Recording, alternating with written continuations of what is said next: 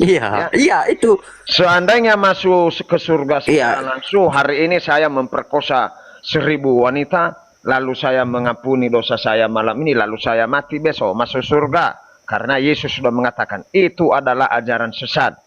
Tetapi Oke, sesungguhnya kita bertobat, baru kita bisa masuk ke surga sesuai amal dan perbuatan kita masing-masing. Begitu Pak oke. Delau. Tunggu, Ya, tunggu jadi dulu. يا هدي يا بشير يا طبيبي نبي الله خير خلق جميعا له أعلى المناسب والمراتب صلاة الله سبحان الله. Bismillahirrahmanirrahim. Assalamualaikum warahmatullahi wabarakatuh. Kaum muslimin yang dirahmati Allah, semoga Allah senantiasa curahkan segala rahmat, segala nikmat yang berkepanjangan dan tiada berhujung di dunia hingga akhirat, insyaallah. Dan Allah pun kumpulkan kita para kaum muslimin di bawah naungan Rasulullah beserta para nabi, beserta para orang-orang yang Allah kasih, Allah sayangi, Allah cintai, insyaallah, di bawah naungan Rasulullah kelak di mana tiada naungan selain daripada naungannya, insyaallah. Amin amin Allahumma amin. Kaum muslimin, pada kesempatan pagi hari ini saya akan mengulas sebuah video di mana video ini mengisahkan tentang bagaimana perdebatan seorang pendeta versus mantan pendeta. Jadi seru nih kamu muslimin. Baik kamu muslimin, demikian videonya. dan meraba-raba dan berhubungan dengan orang di dalam kisahnya di Hezekiel itu, apakah firman Tuhan menurut Anda?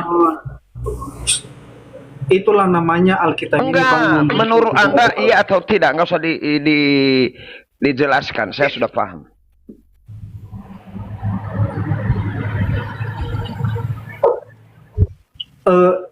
Tadi buka dulu Alkitabnya, buka dulu Bang ayatnya. Karena gini loh. Enggak, saya tanya dulu. Itu ayatnya banyak ayatnya itu. Apakah dengan mengatakan meraba-raba susu dan menjual keperawanannya, adiknya dan kakaknya, itu apakah ayat firman Tuhan itu? Bukan. Kan Anda mengatakan tadi, semua yang tertulis adalah firman Tuhan. Lalu saya bertanya, dengan meraba-raba susu buah dadanya, di situ tertulis, dan menjual keperawanannya, Ohiba atau Olala tadi itu, apakah itu firman Tuhan? Menurut Anda bagaimana? Nanti saya buka dalilnya, saya punya dalilnya, makanya saya berani. Oke. Sebelum saya apa yang Enggak, saya jawabannya simpel saja. Iya kalau iya, tidak kalau. sebelum saya tanggapi Bang, ya kan biasa saya tanggapi kan. Nah, sebelum saya tanggapi Abang, saya pertanyakan dulu sama Abang. Tadi saya percaya Abang Kristen datang ke gereja kan begitu kan? Jadi Iya. kalau saya lihat di sini Abang bukan misalnya mencari kebenaran, tapi Abang mencari kesalahan dalam isi Alkitab tersebut. Berarti Abang tidak Kata percaya siapa saya mencari kesalahan? Itu loh. Anda harus fokus pada pertanyaan Anda sendiri. Harus fokus pada pertanyaan Anda sendiri.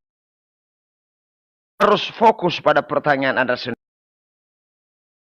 Dan menjual keperawanannya kepada prajurit-prajurit dan kepada bupati, di sana tertera. Nanti saya kasih tahu ayatnya. Apakah itu ayat firman Tuhan? Jangan kemana-mana dulu. Kutanya dulu sama Abang, apa fungsi Alkitab ini menurut Abang? Ditanya ke dia nanya balik. Tadi pertanyaan Abang menanyakan ke saya, apakah Bang Dehi percaya dengan isi Alkitab semua bahwa itu firman Tuhan? Lalu saya menjawab, bukan, ada cerita. Lalu kutanyakan sama Abang, apakah firman Tuhan kan yang memegang dada, memegang susu, dan menjual keperawanannya, bahkan adiknya lebih gila, lebih birahi daripada kakaknya. Itu dijelaskan dengan vulgar di dalam Alkitab.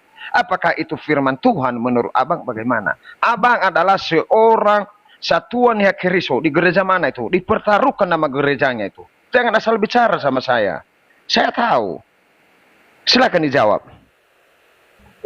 Sebelum apa itu buka dulu dalilnya Bang. Dalilnya, jawab dulu. Saya nanti buka dalilnya setelah dijawab. Dalilnya ada di Hezekiel. Kita buka Bang, kita buka. Enggak, jawab dulu, jawab dulu. Jawab dulu. Nanti saya buka dalilnya. Dalilnya 100% ada. Bagaimana saya bisa jawab orang ceritanya belum kita ketahui? Ini dia nih kata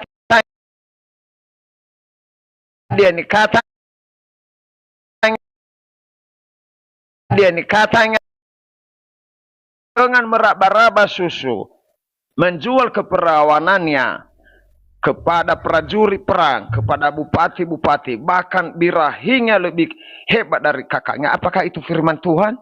Jangan ngeles. Itu bukan firman Tuhan, tapi cerita. Biar saya ajarin Anda, biar paham. Saya ajarin Anda, percuma Anda sacuan ya keriso. Saya sacuan ya keriso, jubah saya ada. Dan saya akui bahwa itu bukan firman Tuhan, tetapi cerita para perempuan-perempuan sundal, perempuan sandal. Bukan firman Tuhan, tapi cerita. Makanya jangan ajarin ikan berenang Bang Delau. Salah orang Anda.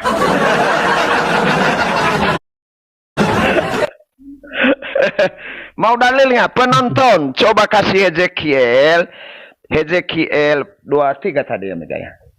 5. Oh, bukan. Daniel itu. Hezekiel 23 yang menjual dirinya, persandalan, yang menjual, yang beraba-raba susunya. Itu jelas. Jelas kalimatnya menjual dirinya dan diraba-raba susunya. Itu jelas. Makanya Bang Delau ada salah orang. Kau pikir aku seperti orang-orang kita nih hanya mengimanin saja. Saya cari dalilnya. Saya tanya dulu penonton. Ya, Hezekiel 23 ayat 3. Ya, saya masih pada apa? Penontonku sudah hafal semua.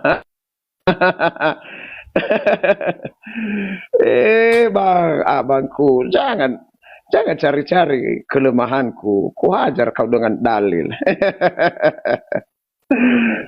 Ya. Ini Bang Delau-nya saya baca, kakak beradik Ohala dan Oholiba. Datanglah firman Tuhan kepadaku, hai anak manusia. Ada 2 orang perempuan anak dari satu ibu. Mereka bersundal dan di Mesir. Aduh, enggak kedengarnya. Di Mesir mereka bersundal pada masa mudanya. Di sana susunya dijamah-jamah dan dadanya dan dada. Keperawanannya dipegang-pegang. Ini sudah jelas. Nama yang tertua ialah Olala dan nama adiknya ialah Oholiba. Mereka akupungnya dan mereka melahirkan anak-anak lelaki dan perempuan. Mengenai nama-nama mereka, Ohala ialah Samaria dan Oholiba ialah Yerusalem. Dan Ohala berzinah sedang ia akupungnya. Ia sangat birahi kepada kekasih-kekasihnya, kepada orang Asur, pahlawan-pahlawan perang, berpakaian ungu, tua, bupati-bupati, dan penguasa-penguasa semuanya, pemuda yang ganteng, pasukan kuda, dan seterusnya. Sudah mengerti abangku, satuan Keriso yang ganteng? Oke. Nah, makanya saya katakan Bang, mohon maaf ya, kita sama-sama satuannya Keriso. Abang mengatakan tadi, Padehi, percaya enggak bahwa isi Alkitab ini adalah firman Tuhan semua? Saya katakan tidak. Dasar saya ada Bang, dalilnya ada. Ya, makanya saya bilang, semua itu bukan firman Tuhan, ada cerita. Contohnya cerita Olala ini. Begitu dasar saya Bang. Oke, lanjutkan Bang. 1-0 teman-teman ya. Abang kan mungkin udah pakarnya lah, walaupun sebagai satuan Keriso ya tidak apa-apa, memiliki kelebihan tidak apa-apa kan. Iya, nggak apa-apa. Makanya saya bilang nggak masalah. Kita kan hanya diskusi, bagi-bagi pengalaman Bang Delau gitu. Oke, Bang. Jadi biar saya buka tadi apa itu Bang ya, yang mau saya sampaikan di tadi.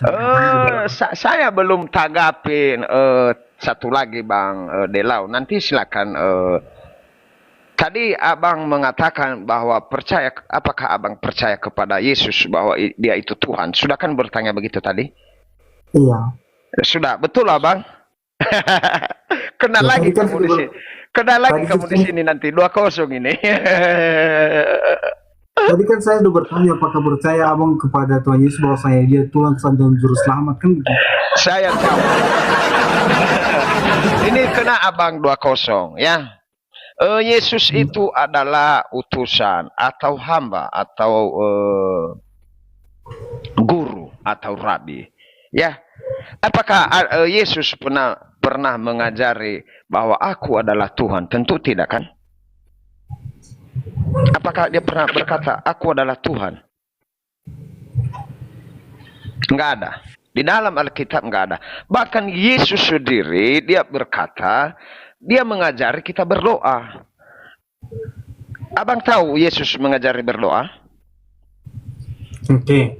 Nah, pasti tahu karena Bapak adalah satuannya Keriso di bawah Ustaz. Kalau Ustaz kan sini guru jemaat. Ya kita adalah di bawahnya Ustaz. Kalau nggak ada Ustaz kita bisa jadi Ustaz atau bisa jadi guru jemaat. Yesus mengajari kita dikatakan bahwa kalau Anda berdoa jangan bertele-tele. Demikianlah Bapa kami yang ada di surga, dikuduskanlah namamu, datanglah kerajaanmu, jadilah kehendakmu di bumi seperti di surga dan seterusnya. Dia tidak mengatakan, Anda kalau berdoa mengatakan, Bapa Yesus yang ada di surga. Tidak ada. Tidak ada diajarkan begitu. Hanya saja orang-orang Ibrani menyembah Yesus karena Yesus melakukan mujizat-mujizat yang nyata. Karena mereka percaya akan kuasa Yesus. Makanya mereka mengatakan dia adalah Tuhan. Walaupun Yesus sendiri itu tidak mengatakan dia Tuhan. Tapi mereka menuhankan karena mereka percaya. Begitu abangku. 2-0 ya bang ya. Oke. Pertanyaan Ya, kedua bang. Silakan. Abang tadi kan mengaku sebagai Kristen karena datang ke gereja. Apa artinya Kristen?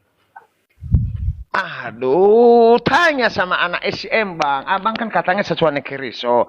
Pasti mengajari anak SM atau sidik. Silakan ditanya ke sana. Jangan ditanya ke saya. Level saya udah tinggi bang. Kalau kepolisian saya ini sudah komisaris besar. Enggak, bukan lagi Aibda di bawah, enggak. Jangan bertanya ke saya kalau hal itu. Saya ngaku aja lah nggak tahu, biar abang puas. Saya ngaku aja nggak tahu, biar abang puas. Karena pertanyaan abang itu pertanyaan untuk anak-anak saya, karena anak saya masih SM. Anak saya SM gitu. Jadi pertanyaan mereka bertanya. Saya panggil mereka kalau bapak bertanya, biar mereka jelaskan ke abang. Apa itu Kristen itu? Tanyalah. Yang pasti bang, yang berat, jangan yang ringan-ringan. Tadi kan abang bilang tadi bahwasanya Yesus itu adalah bukan Tuhan tetapi sebagai utusan. Berarti abang tidak percaya kalau Yesus itu adalah Tuhan? Saya pengikut.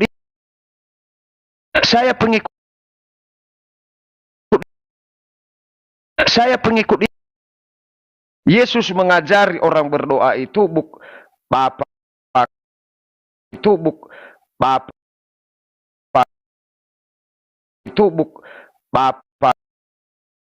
ajaran Yesus. Silakan buka di Alkitab ada. Oh iya, maksud begini bang, sebagai namanya Kristen atau orang Kristen, makanya tadi aku pertanyakan kepada abang apakah artinya Kristen. Ya Kristen adalah pengikut Kristus, ya kan? Pengikut berarti apa yang disampaikan kepada kita, ya salah satunya ketika misalnya kecurangan Roh Kudus. Apakah percaya abang juga kepada Roh Kudus itu adalah Allah sebagai Roh Kudus? Emang ada tulisannya Allah adalah Roh Kudus? Ada tulisannya Allah adalah Roh Kudus? Ya kan Allah Bapa, Anak dan Roh Kudus. Abang percaya itu atau enggak? Kan beda itu. Dia tidak mengatakan aku Roh Kudus adalah Allah, Allah adalah Roh Kudus. Enggak ada di situ. Jangan mempelintir. Aku sudah tahu itu. Ya maksudku udah tahu abang, apakah percaya abang itu bahwasanya Allah Bapa, Anak dan Roh Kudus? Saya percaya Anak, Allah, Roh Kudus ada. Tetapi Allah tidak mengatakan dia adalah Roh Kudus. Enggak ada. Enggak, maksudku gini. Gimana bisa lolos Anda sebagai satuannya Keriso tapi tidak mengerti firman Tuhan? Saya heran. Mengerti firman Tuhan. Saya heran. Mengerti firman Tuhan. Saya heran. Ya. karena musik suara abang mungkin. Oke, Nggak udah ada, dengar? nggak ada musik di sini. Oh, kok Suara musik? apa ketawa abang? Suara ketawa abang itu yang dari apa itu? Tongkar itu. Oke, Oh. udah. Oke bang, lanjut. Tadi kan abang bilang tadi bahwasanya Yesus itu adalah kita hanya sebagai pengikut. Tapi dalam hal ini saya melihat bahwasanya abang tidak percaya kalau Yesus itu adalah Tuhan. Karena Belum, jangan dilanjutkan. bagi Anda, Di mana Yesus mengatakan bahwa aku adalah Tuhan? Katakan bahwa aku adalah Tuhan. Katakan bahwa aku adalah Tuhan. lanjutkan menjawab apa itu pertanyaan abang itu. Saya pertanyakan kepada abang dulu, apakah Yesus itu ada nggak kesatuan antara Yesus dengan Allah Bapa? Percaya nggak abang kalau Ada Allah, ada Bapa. Ketika Yesus juga mengatakan aku adalah utusan, berarti dia punya atasannya dia kalau bahasa sederhana. Ketika dia meninggal juga dikatakan Yesus itu, ya Bapa, kenapa engkau meninggalkan aku? Ketika juga dia berdoa, mengajak kita berdoa, dia sebutkan Bapa lagi di sana. Bapa kami yang ada di surga. Kan begitu. Kenapa abang sudah gampang tapi abang mempersulit? Apa rencana abang?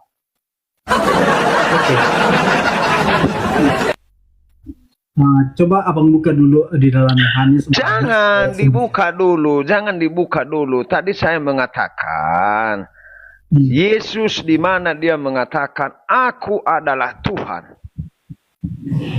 Silakan. Anda mempertaruhkan nama gereja Anda sendiri loh ini. Baru satu orang itu penonton nih. Anda mempertaruhkan nama gereja Anda. Di mana Yesus Di sini saya misalnya percaya, Bang. Di dalam Yohanes 14 ayat 9 bisa saya bacakan dulu, Bang ya. Iya, silakan. Kata Yesus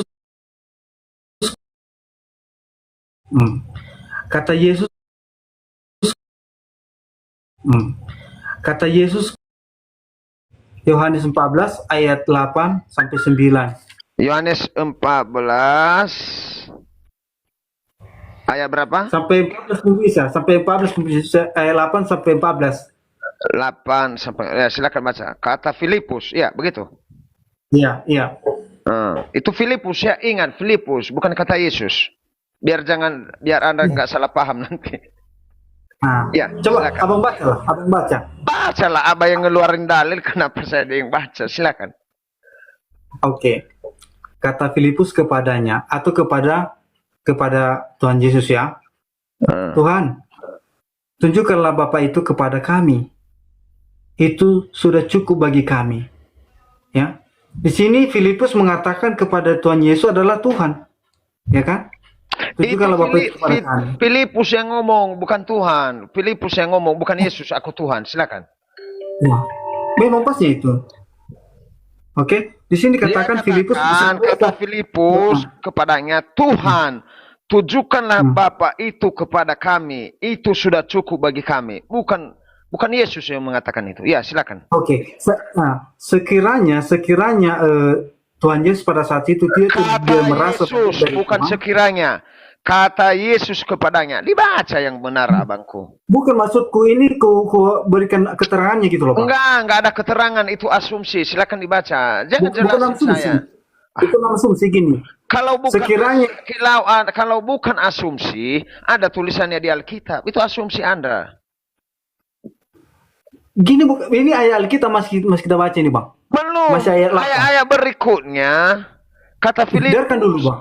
Saya baca biar Anda paham. Kata Filipus kepadanya, Tuhan, tunjukkan Bapa itu kepada kami. Itu sudah cukup bagi kami. Kata Yesus kepadanya. Ya, silakan lanjut. Nah, kata Yesus kepadanya, telah sekian lama aku bersama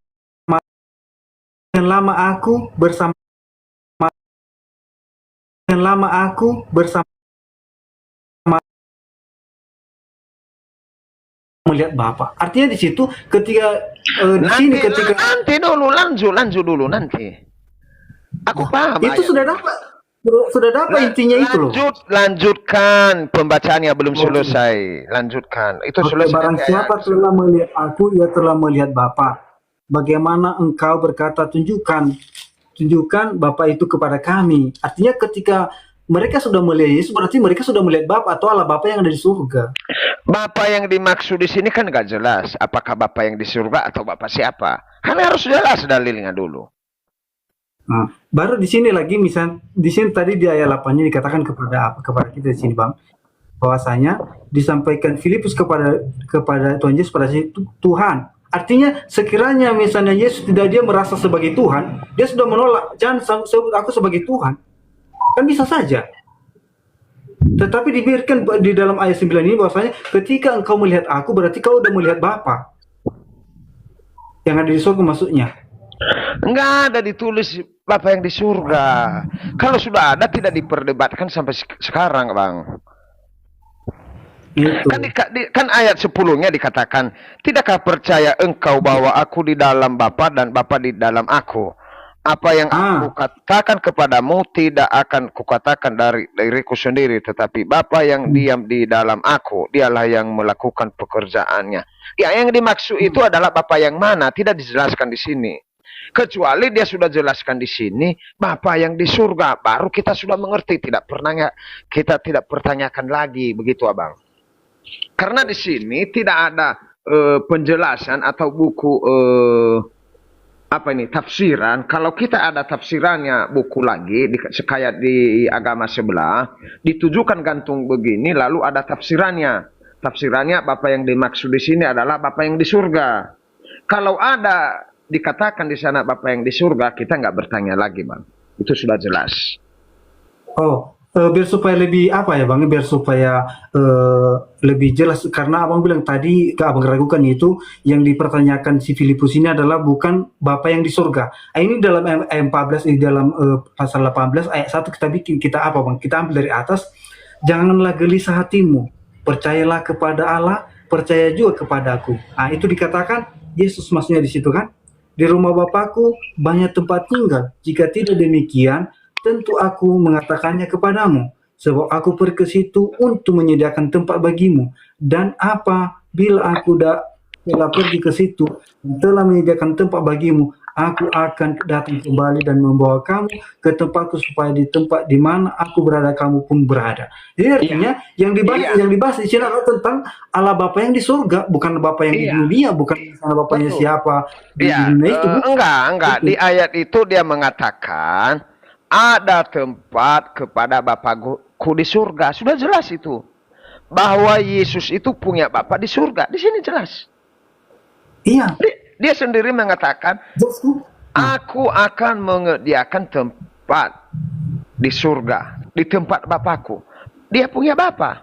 Bukan dia dan Bapa. Bukan dia. Jelas di sini. Bahwa Yesus itu punya Bapa. Iya, jelas. Kan di sini tadi Bang, supaya karena Abang bilang tadi bagaimana Yesus adalah di ayat di bawah tidak jelas. Tidak dia mengatakan bahwa Bapakku ada di surga. Katanya di bawah, aku dan Bapakku satu. Di sini beda lagi. Aku ke tempat di sana menyediakan tempat untukmu. Berarti beda. Dia punya Bapa di sini. Nah, jadi gimana lah Bang ya, karena beberapa orang, karena Abang tadi mengaku sebagai Kristen. Tapi kalau saya lihat di sini dari iman Abang tidak percaya itu kalau Yesus adalah sebagai Allah. Yesus itu tidak pernah mengatakan dia Allah. Kita baru baca, Abang. Itu hanya asumsi. Anda percaya nggak tadi kata saya bahwa orang-orang zaman dulu mereka menyembah Yesus karena Yesus adalah melakukan mujizat-mujizat nyata di depan mata mereka. Mereka menyembah dia, mereka menuhankan dia karena percaya akan perbuatan-perbuatan Yesus yang dilakukan di dunia ini. Makanya mereka menyembah, percaya kepada Yesus bahwa dia bisa.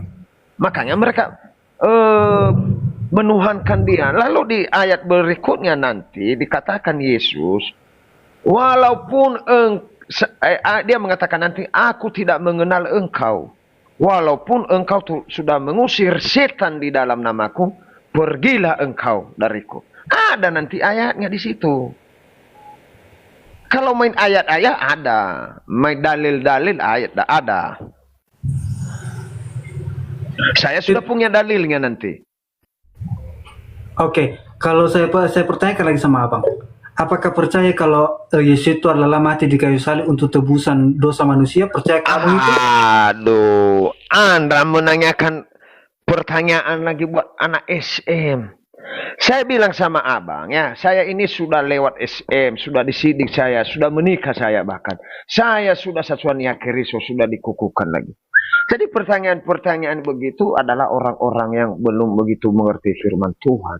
Yang kita bahas ini firman Tuhan lagi, bukannya kita belajar Bukan loh bang. Kenapa tadi saya pertanyakan seperti sama abang? Karena abang tidak. Sebentar, saya potong dulu.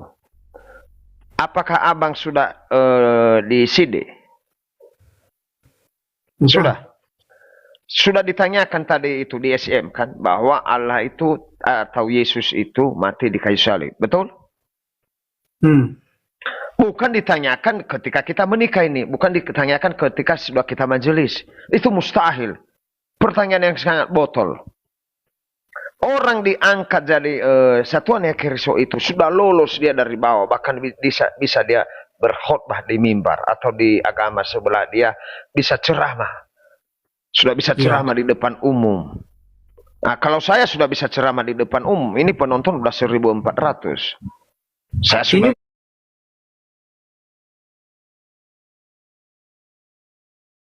Ini bukan masalah ceramah. Saya jelaskan dulu biar Anda paham. Jangan dipotong. Anda bicara, saya nggak potong. Itu adalah pertanyaan kepada anak-anak SM, anak-anak CD. Apakah Yesus disalib? Ya silakan baca di Lukas. Yesus itu mati di kayu salib sesuai Alkitab. Bukan Yesus berkeliaran. Di Alkitab sudah jelas. Yesus mati di kayu salib dan pada hari yang ketiga bangkit pula dari antara orang mati. Kan begitu.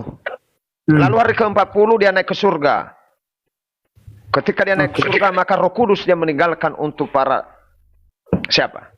Para rasulnya, para muridnya. Nah, makanya saya katakan kepada Anda, jangan tanya pertanyaan-pertanyaan yang terlalu botol. Saya nggak suka itu. Karena, kenapa? Kita nggak usah bahas firman Tuhan yang di sini. Kalau itu kita bahas SM aja. SM apa itu?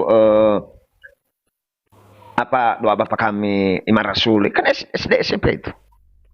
Kalau kita kan saya sudah katakan tadi, kita ini sudah kombes. Kalau kepolisian, komisaris besar. Taruhlah dulu misalnya abang punya wawasan seperti itu. Itu kan pertanyaan sederhana itu loh bang. Iya, makanya saya bilang abang percaya ya. Kalau memang percaya abang, saya bilang percaya abang ya bilang aja percaya gitu loh. Kalau nggak percaya enggak gitu. Saya jelaskan karena Anda juga nggak ngerti. Saya bilang ke abang, nggak mungkin. Bukan masalah abang tinggi. Dengar dulu, jangan banyak bacot. Dengar dulu. Makanya saya jelaskan ke abang, kita nggak mungkin bahas yang lebih tinggi kalau yang di bawah kita belum tahu. Saya tanya saja tadi dalil, kau belum sampai jawab. Di mana Yesus mengatakan aku adalah Tuhan? Kau berkeluar-keluar di mana-mana. Yang ini diceritakan adalah aku adalah Bapa. Bukan dia mengatakan aku adalah Tuhan. Yang ditanya lagi di sini adalah Yesus punya Bapa di surga. Dijawab dulu dalilnya di mana Yesus dikatakan dia adalah Tuhan. Itu kelar, jawab dulu itu. Sebenarnya bang, kalau abang sebagai orang Kristen, makanya tadi saya pertanyakan abang percaya itu asumsi bang. Saya sudah katakan tadi bahwa karena begitu besar mujizat yang dia lakukan, maka orang-orang Israel menuhankan dia di sana. Itu asumsi. Dengar dulu, itu asumsi. Karena di firman Tuhan, Yesus itu tidak mengatakan bahwa aku adalah Tuhan. Tidak ada. Abang bolak-balik nggak ada. Silakan cari. Nggak ada dikatakan Yesus. Tetapi karena keimanan, karena iman mereka mengaku bahwa Yesus itu adalah Tuhan. Itu saya percaya karena iman seseorang. Dia Yesus sendiri yang berbicara, kau adalah utusan. Yesus sendiri yang berbicara, itu bukan saya. Tetapi karena orang percaya kepadanya, makanya orang mengimani bahwa Yesus itu adalah Tuhan. Begitu. Dia tidak pernah mengajarin aku adalah Tuhan, tetapi dia mengajarkan kalau Anda berdoa, Bapa kami yang ada di surga, dikuduskan nama, itu adalah ajaran Yesus. Lalu kalau Anda tidak tahu jawaban, nggak apa-apa. Bagi saya nggak apa-apa. Lalu saya bertanya lagi, ini kan Yesus, dan sudah kita singgung tadi Yohanes 1 ayat 1 abang nggak bisa jawab, ya berliku-liku. Lalu saya tanya Rasul Yesus lagi, siapa itu? Si Paulus, ya. Paulus itu Rasul atau apa menurut abang? Rasul. Ya kalau menurut saya itu Bang apa Rasul ya? Iya, Rasul. Di dalam Alkitab dia Rasul. Lalu apakah Rasul Paulus Rasul Paulus yang dipotong leher itu kan? Di penggal leher, ya? Ya. Itu aja pun nggak tahu Bang. Itu kan Yohanesnya itu yang dipenggal kepalanya. Silakan baca. Di Alkitab nggak ada, tapi di buku yang lain. Nah, itu piring meledak itu Bang. Lihat dulu, jangan sampai dilempar ke abang. Itu kan Yohanes itu. Yohanes itu saya beritahu ke abang bahwa Paulus itu dipotong lehernya. Saya kasih tahu sama abang, bukan saya bertanya. Saya itu memberitahu abang. Paulus itu dipenggal lehernya sama tentara Romawi karena dia berkhotbah terus. Saya kasih tahu si abang. Saya itu bukan bertanya, saya memberitahu abang. Apakah semua surat-surat Paulus itu menurut abang yang diilhami oleh Roh Kudus atau ada kata-kata dia sendiri? Kalau itu tidak bisa, kalau itu nggak bisa saya simpulkan. Tapi yang tertulis dalam Alkitab ini, saya yakin itu adalah berasal dari Tuhan.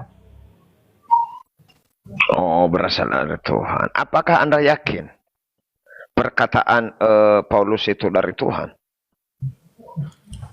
Sebelum saya berangkat ke situ untuk bertanya itu Bang ya, saya buka dulu Matius 5 ayat apa? Ayat 17, bersupaya apa? Itu yang membuat aku... Nah, nanti kita bicara Matius. Bukan soal itu Bang, karena kan untuk menjawab pertanyaan abang itu kan gitu. Nah, ini di dalam Matius 5. Enggak. Nanti setelah saya jawab ini silakan kita ke sana. Abang nggak memberikan peluang kepada saya loh. Abang misalnya mencegah saya untuk memperjelas. Saya memberikan peluang, kan saya berkata. Gini loh Bang.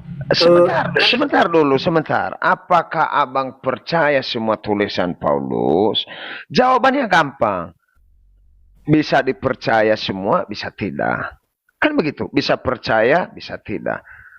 Nanti abang baru mengatakan saya ada dalilnya di Matius. Nah, boleh. Begitu maksud saya. Jadi pertanyaan saya adalah, Anda adalah seorang hamba Tuhan ya? Iya, hamba Tuhan termasuk Satuan Keriso. Apakah tulisan Paulus di Galatia, biar lebih gampang lah, saya nggak ngomong Galatia. Ngomong Galatia tapi saya nggak, saya pakai bahasa sederhana. Apakah tulisan Paulus, suratnya Paulus kepada jemaat Galatia, apakah benar firman Tuhan menurut abang atau ada sedikit kekeliruan Paulus? Gini Bang, kenapa saya yakin apa isi Alkitab ini berasal dari berasal dari Tuhan? Dalam Matius 5 ayat 17 dikatakan demikian. Janganlah kamu menyangka bahwa aku datang untuk menyediakan hukum Taurat atau kitab para nabi atau termasuk tulisan selanjutnya. Aku datang bukan untuk menyediakannya, melainkan untuk menggenapinya. Karena aku berkata kepadamu sesungguhnya salah satu dikatakan di sini Bang, bahwasanya siapapun yang menambah dan siapa yang mengurangi kena hukum. Artinya sesuai misalnya firman Tuhan disampaikan dalam Alkitab ini adalah yang berasal dari firman Tuhan. Kalau dia misalnya memalsukan ini berarti bukan saya yang berdosa, gitu loh. Ya, abang sudah kena jadi 6-0. Abang mengatakan datangnya Yesus adalah menggenapi firman Tuhan. Betul? Iya. Jangan nanti sampai katakan tidak. Betul? Udah, lanjut dulu ngomongnya. Iya, betul kan? Tuhan Yesus datang untuk menggenapi firman Tuhan atau menyempurnakan firman Tuhan. Betul kan? Betul. Betul. Anda sudah kena jebakan Paulus. Boleh saya bertanya pribadi? Tapi jangan marah, makanya saya tanya pribadi. Ini mengenai surat Paulus ini, dan Anda mengatakan tadi bahwa datangnya Yesus untuk menggenapi firman Tuhan. Saya tanya hal pribadi kalau sudah iya. Oke, coba aja ditanya. Kalau bisa saya jawab, nanti saya jawab. Saya minta maaf sebelumnya ya. Boleh? Oke. Saya sudah tahu jawabannya. Tetapi saya bertanya. Apakah abang sudah disunat? Ya kalau ada niat itu kan wajib dilakukan itu sunat. Iya, makanya saya sudah katakan tadi saya tahu. Karena di nias itu wajib sunat. Menurut abang, apakah perintah Allah atau budaya mengenai sunat? Itu kan sunat itu memang kalau bangsa Israel ketika keluar dari Mesir itu diperintahkan Tuhan kepada Musa bahwasanya baik orang yang sudah tua pun mereka kepada harus Abraham. Kepada Abraham, bukan Musa. Kepada Abraham. Ya, maaf nih saya ajarin jadinya nih. Sesuai Keriso mengajarin sesuai Keriso. Sorry bosku.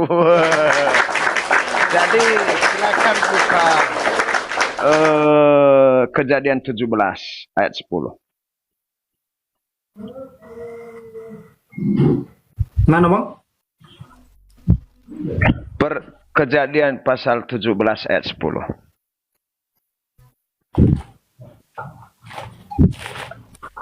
Temanya sunat sebagai tanda perjanjian Allah dengan Abraham. Karena Anda sudah disunat, maka saya akan baca. Betul? Sudah dapat? Oke. Ya, Anda mengatakan tadi bahwa sunat adalah memang sudah dikatakan di firman Tuhan kepada Musa. Tapi saya katakan itu adalah kepada Abraham. Oke? Saya baca. Inilah perjanjianku yang harus kamu pegang. Perjanjian antara aku dan kamu serta keturunanmu. Yaitu setiap laki-laki di antara kamu harus disunat. Harus dikerat kulingnya itu kan. Dan bla bla bla bla. Lalu ketika ketika Abraham disunat umurnya 100 tahun. Setelah Abraham baru para pembantu-pembantunya dan juga keturunannya dan juga Tuhan Yesus itu sendiri. Betul? Betul. Lalu jikalau aku mengatakan kepadamu, ya dipahami ya? Udah paham sampai begitu? Iya.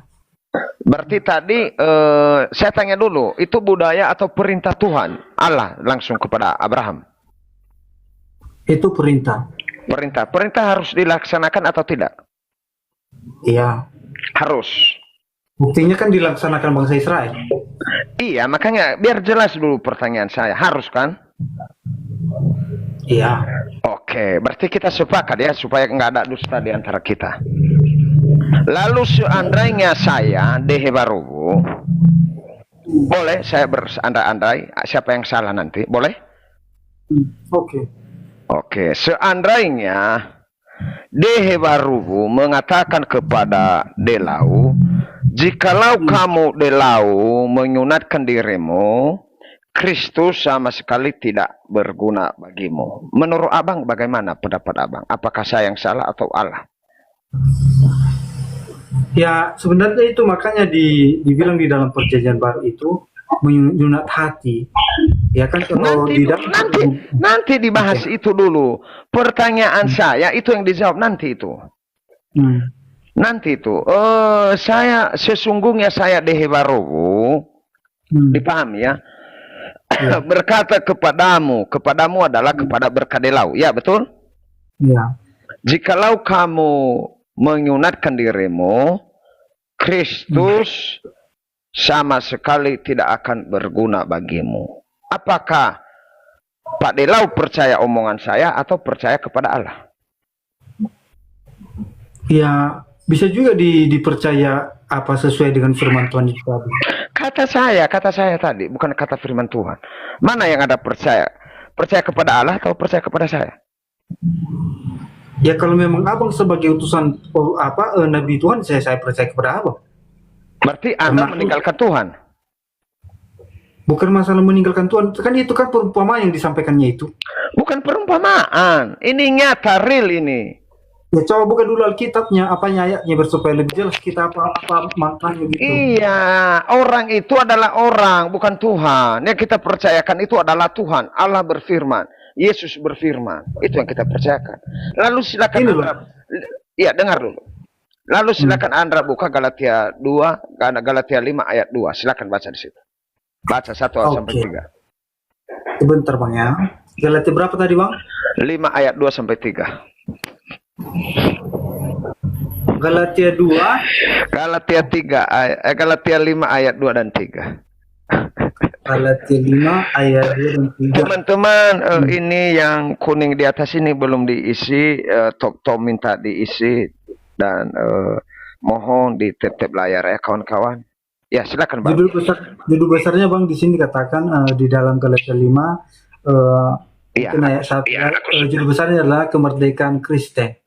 Iya, silakan dibaca nomor 2-nya. Ini artinya Galatia ini adalah surat Paulus kepada jemaat di Galatia. Ya kan? Iya, saya tahu Abang, saya tahu. Saya mengikuti Bible aja Bang, ngikutin Bible saya. Saya nggak bertele-tele saya. Ngikutin yang ditulis. Ya silakan Bang. Abang nomor 2 dan 3 silakan.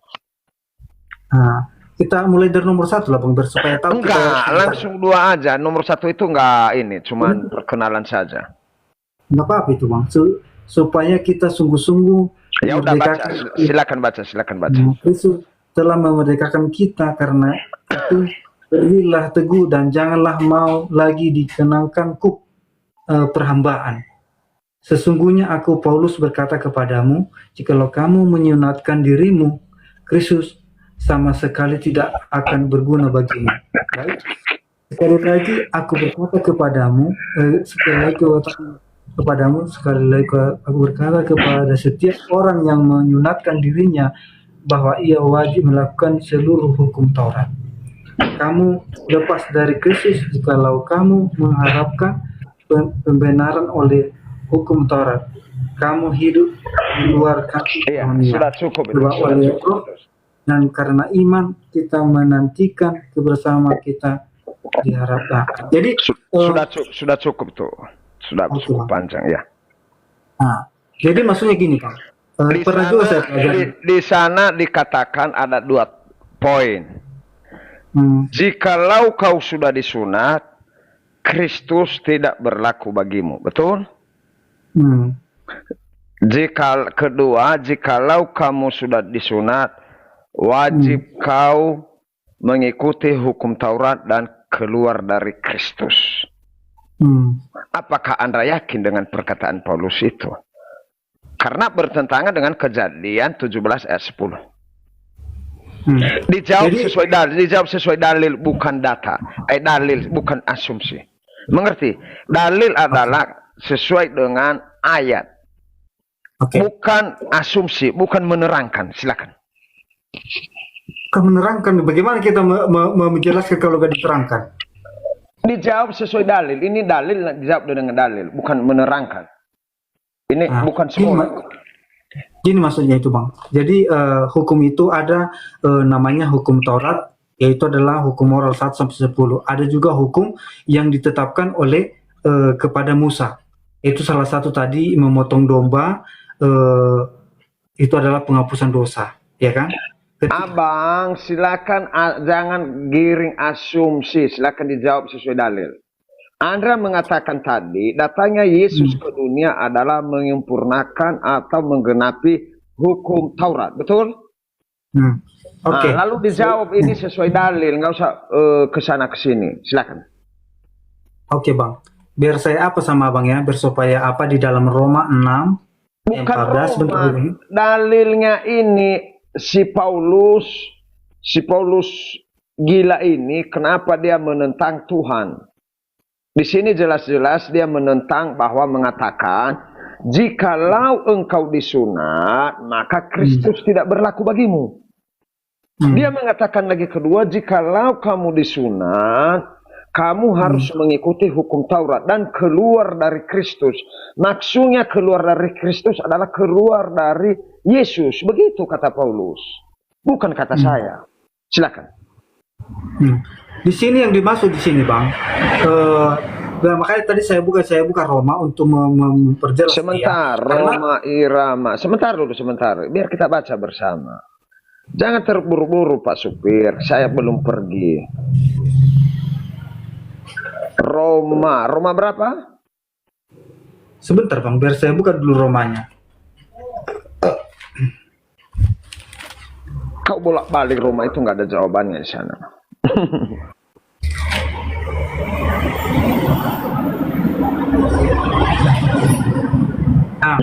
Jadi gini bang. Jadi menurut bangsa Israel, ini bukan mengkhotbahkan ya bang. Menurut bangsa Israel, ketika mereka melakukan hukum Taurat, mereka diselamatkan. Dalilnya, baca dalilnya. Nomor berapa? Biar saya baca. Nanti saya baca bang. Nanti saya baca. Enggak usah asumsi. Baca langsung. Roma berapa? Okay. Roma 6 ayat 14. Roma 6 ayat 14. Judulnya adalah, sementara ya, saya cari dulu. Mati dan bangkit dengan Kristus. Kok ini nggak ada kaitannya? Ini yang disunat kok bangkit dan mati Kristus? Yang kita bahas sunat di sini judulnya mati dan bangkit dengan Kristus. Aduh. Lah oke. Karena ada juga di sini dikaitkan tadi bang, bahwasanya ayat 14, sebab itu 14. Sebab kamu tidak akan dikuasai lagi oleh dosa, karena kamu tidak berada di bawah hukum Taurat, tetapi di bawah kasih karunia. Siapa yang ngomongin? Saya tanya abang. Ini kan surat Paulus kepada jemaat Roma. Makanya saya bilang Paulus itu sudah sesat. Itu kan sesat bang. Maksudnya gini bang. Sesat. Makanya saya jelaskan. Kenapa saya bilang sesat? Di suratnya Galatia, dia bertentangan dengan Allah yang menciptakan langit dan bumi. Dia menantang Allah. Dia mengatakan, dia menantang Yesus juga. Dia berkata di sana, jika engkau jika engkau bersunat, maka Kristus tidak berlaku bagimu. Itu Paulus yang mengatakan. Dia melawan Yesus. Dan kedua dikatakan, jika engkau bersunat, engkau harus menuruti hukum Taurat. Dan Kristus tidak, kamu keluar dari Kristus. Itu sesat. Dan dia mengatakan lagi di sini, sebab ini Roma, ayat Paulus lagi ya. Sebab kamu tidak akan dikuasai lagi oleh dosa, karena kamu tidak berada di bawah hukum Taurat, tetapi di bawah kasih karunia.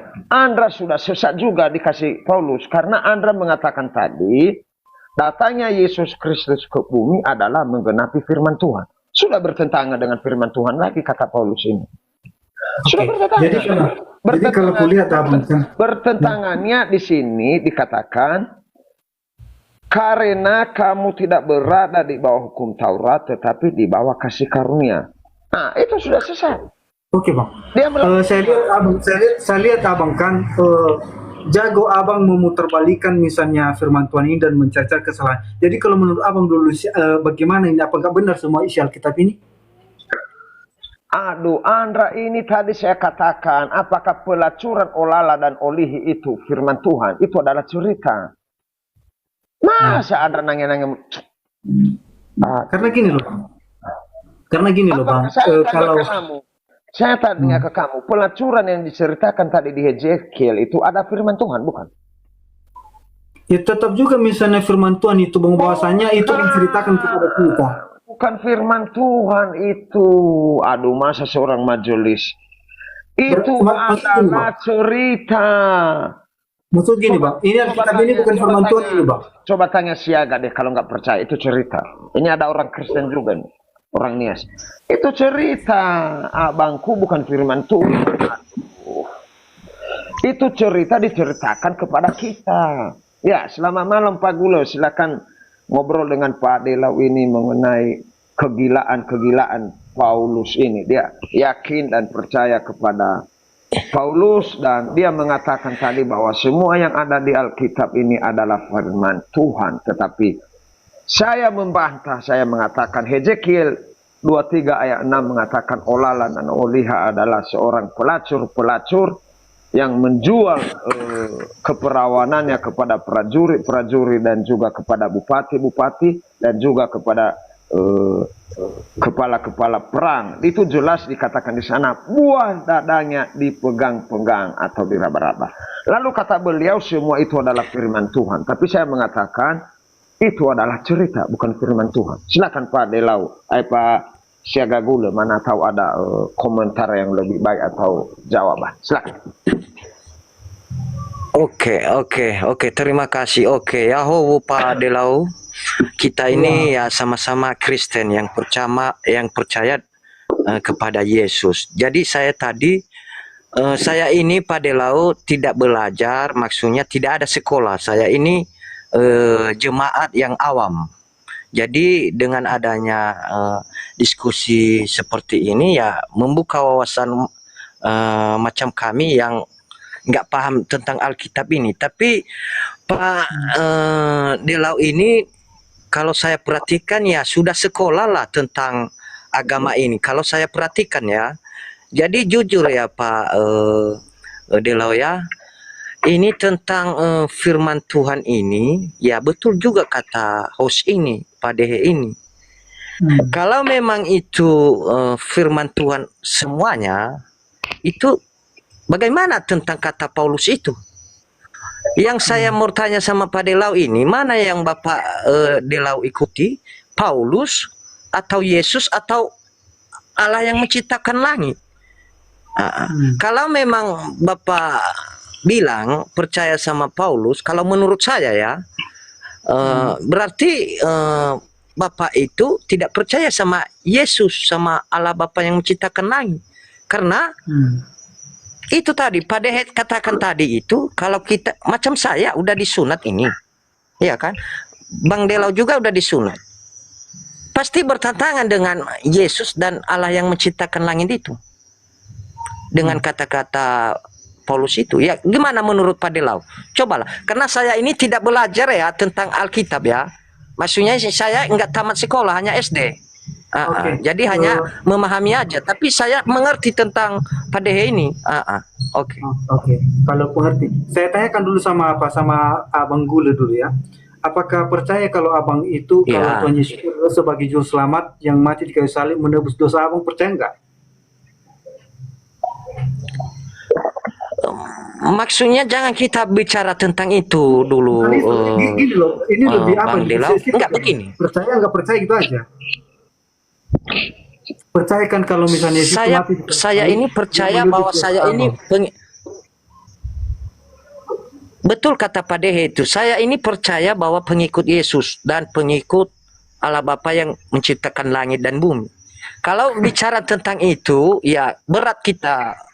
Kenapa berat? Maksudnya, jadi itu kan termasuk iman orang Kristen itu loh, percaya bahwasanya Yesus itu adalah mati di kayu salib untuk penebusan dosa umat manusia bagi yang percaya kepada Dia. Kutanyakan sama itu Hana Bang Delau, setiap juga Kristen pasti percaya bahwa Yesus itu adalah mati di kayu salib. Itu sudah pasti. Makanya untuk menebus dosa manusia. Sebentar dulu, saya satu-satu dulu. Makanya ada hari Natal. Itu hanya pengajaran itu Pak Delau, hanya pengajaran oleh Pak.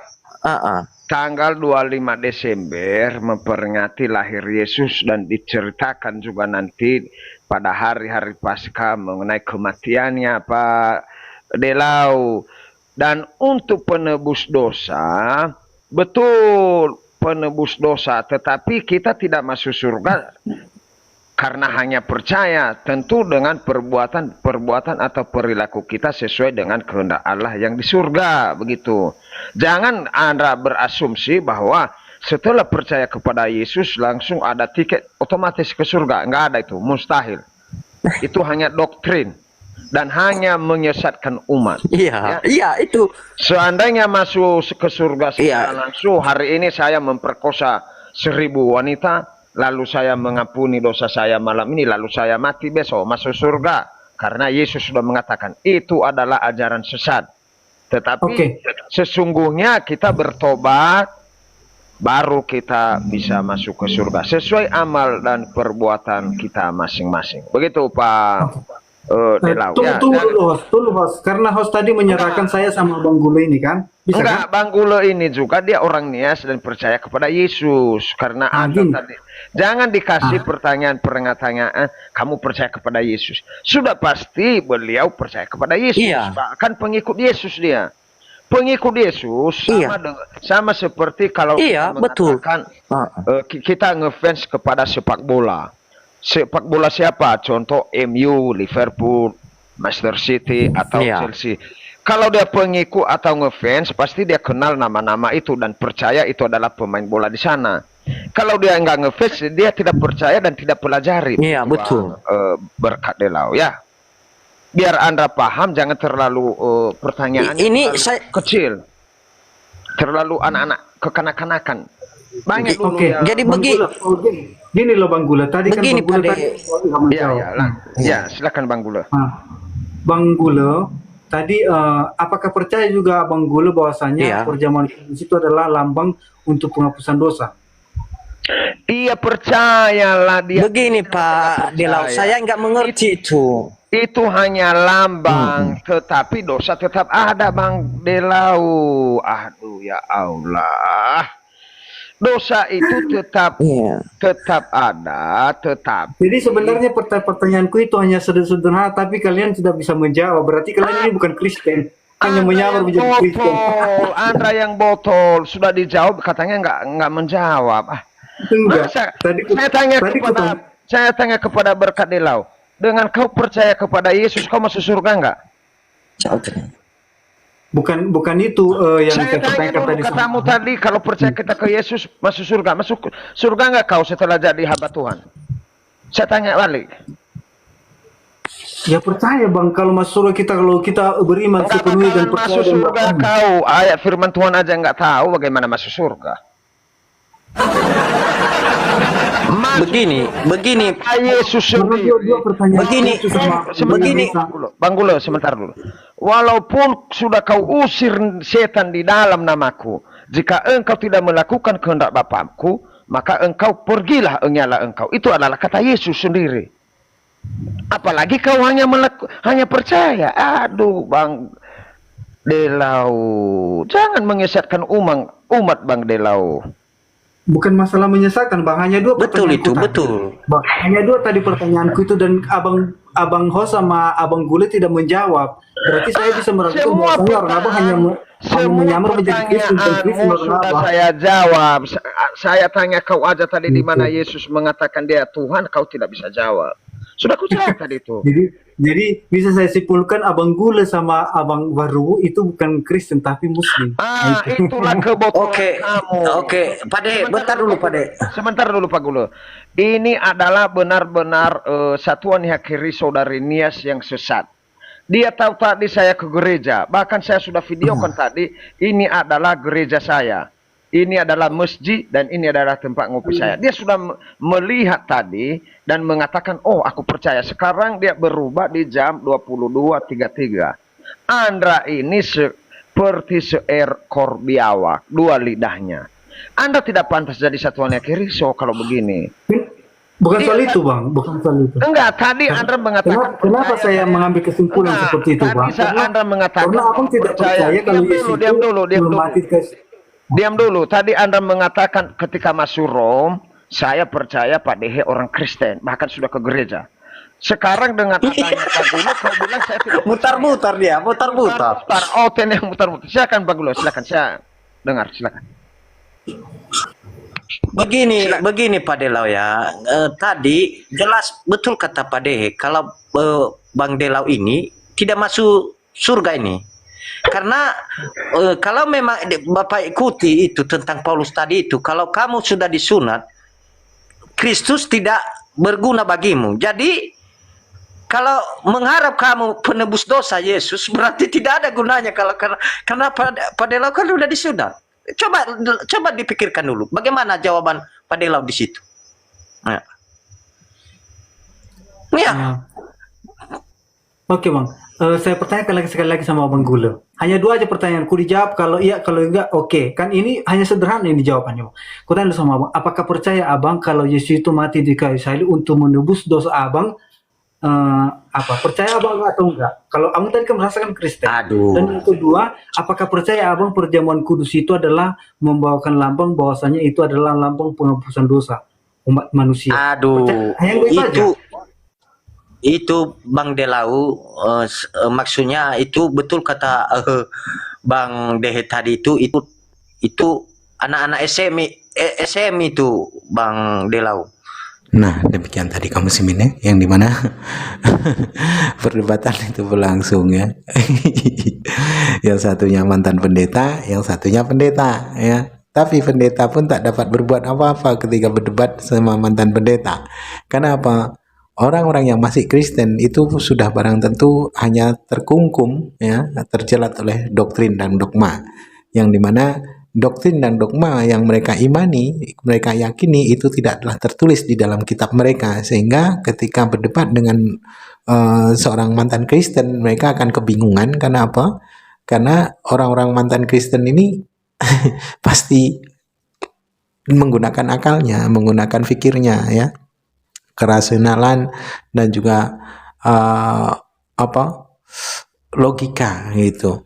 Kalau dikata kitab mereka ini adalah firman Tuhan, maka tidaklah mungkin Tuhan itu akan berkata-kata kotor, Tuhan akan berkata-kata buruk, itu kan tidak mungkin ya. Nah, disinilah maka ketika kitab orang-orang Kristen itu dijadikan bahan untuk berdebat melawan umat muslim, itu sesungguhnya mereka tidak sedang berdebat dengan umat muslim, melainkan sedang berdebat dengan isi kitab mereka sendiri, sehingga mereka pun kebingungan gitu.